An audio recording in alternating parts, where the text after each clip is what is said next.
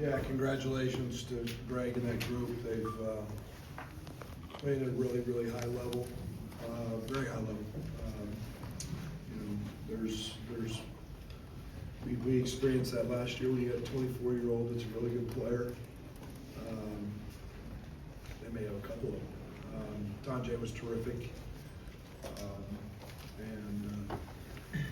But they do what they do. I thought we did some nice things defensively, and we held them to 100. And you can't give them layups. Can't allow them to.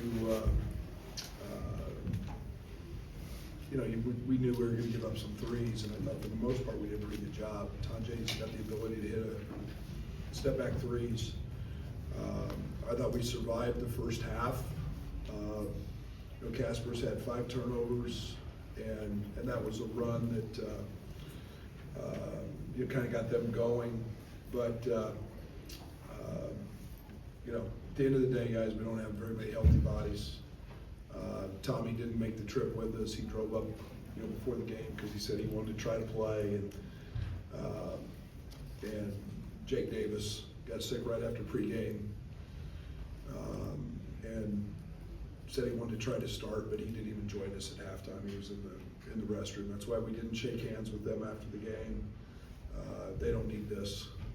But 38 years, I've never seen anything like what's gone through our team with Trey, Will, now Tommy. Tommy's literally practiced maybe once in a month from mono, and then the ankle injury, and now this. So hats off. They won the rebounding battle. We knew it was going to be tough. We had some mix and match lineups. It was great to have Trey back out there, and I thought Draven was outstanding tonight.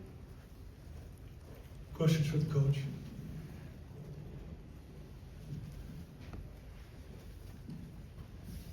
Coach, how are you trying to persevere through this, to try to understand you're trying to win basketball games, have goals, but obviously the circumstances are as tough as they've been? Control the controllables, and I can't do anything more. And I'm going to say this, and I'm going to take a minute, so just a minute. So I smiled today. Everybody here probably knows what happened with Terrence Shannon. Okay, we were the laughing stock. Okay, hung a banner for a young man who set all kinds of records, and we don't have to tell the story. We hung it upside down, and I can't imagine what that was like for him. A lot of people at our place did a lot of things to make it a special, special day for him, and we messed it up. And for the character of that young man to come out and do what he did today, made a shirt if you haven't seen it. When life throws you, turns your world upside down. The 18 months that young man had, the last 18 months, have been no other than trying and difficult.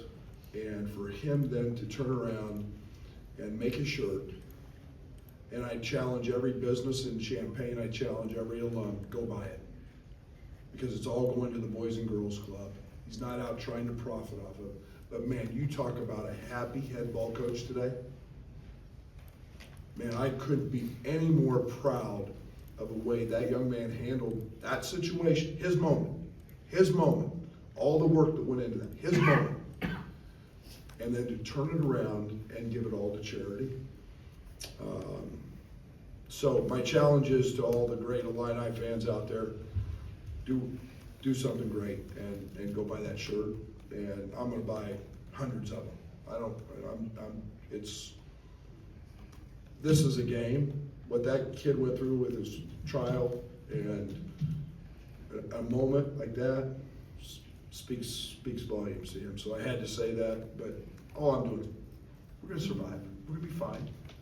We're a really good basketball team. We've proved that. You've seen us play a lot.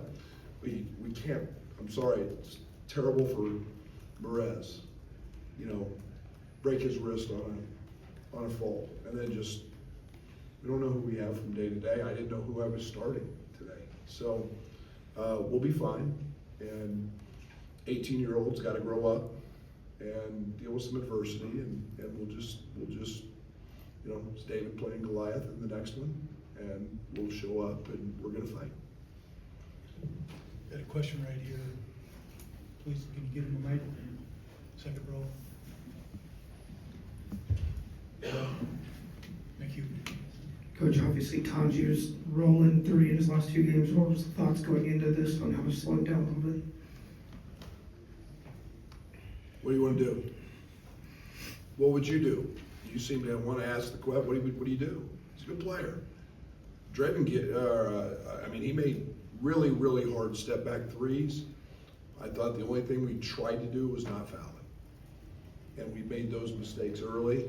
And if he puts the ball in the basket, sometimes you can do everything right. He's a pro. He's 24 years old. Like he's a 6-year guy. He's seen it all. Grown man. We had a few of those last year. It's nice to have those. He's a talented offensive dude. And sometimes you can do everything right and he's gonna make them. And I thought we made his touches hard. I thought we, give him credit. Give him credit. He's a good player. Really good player. He's gonna make a lot of money.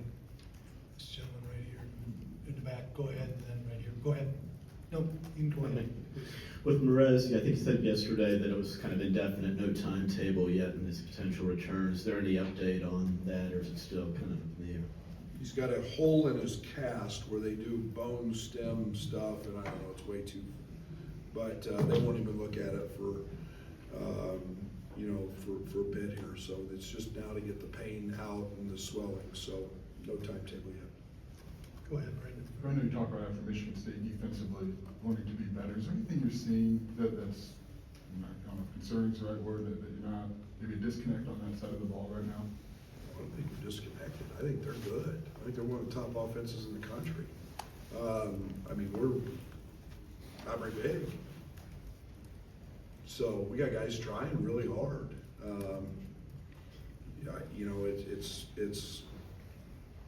It is what it is. We go from being 7'1" and 6'9", 250 to 6'5" and 6'8".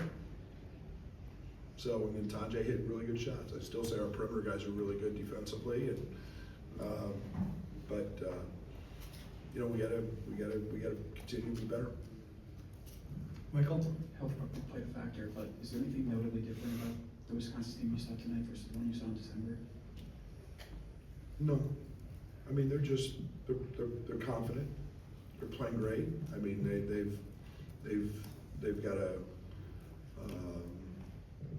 They've got great role identification. They're so old. And I coached that last year. They're just, when you've got one of the oldest teams, we're the youngest. When you've got one of the oldest teams in the country, you have no idea how valuable that is, because all you do is gain confidence, and now you can just joystick guys in the way you coach and what you do. And they've got great role identification, and that's pretty nice to see. It's not like Crowell's a young guy. So they're really good. They're really, really good. 2 more for the coach, 1 here and 1 here, please. Brad, what did Dre show you tonight, a guy that hadn't played a whole lot since he got the flu a few weeks ago? Yeah, it's nice to see him back. He's a guy that can go get one on most anybody. It's nice to see his 3-ball go in, because that's been the one thing that's, he missed a couple in his last game, but his ability to get downhill, get in the paint, and then make threes, and we got to do a better job of finding him when he's cooking like that, because he's a very talented offensive player. It's good to see. Okay, final question for the coach. I guess to not face a situation like this with illness in 30 years as a coach, what kind of things have you tried to do to stop kind of the spread of this thing? We're obviously now washing our hands enough. We obviously have to do a better job in our building.